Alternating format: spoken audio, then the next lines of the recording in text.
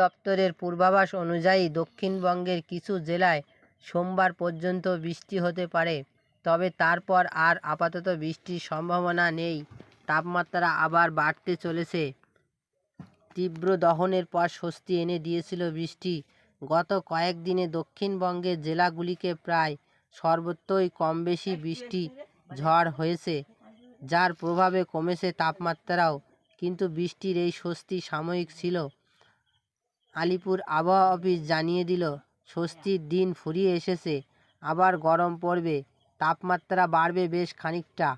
আবহাওয়া দপ্তরের পূর্বাভাস অনুযায়ী দক্ষিণবঙ্গের কিছু জেলায় সোমবার পর্যন্ত বৃষ্টি হবে, তবে কলকাতা, হুগলি, পুরুলিয়া ও ঝাড়গ্রামের মতো জেলাগুলিতে রবিবারের পর আর ঝড় বৃষ্টি তেমন বর্ধমান সম্ভাবনা নেই।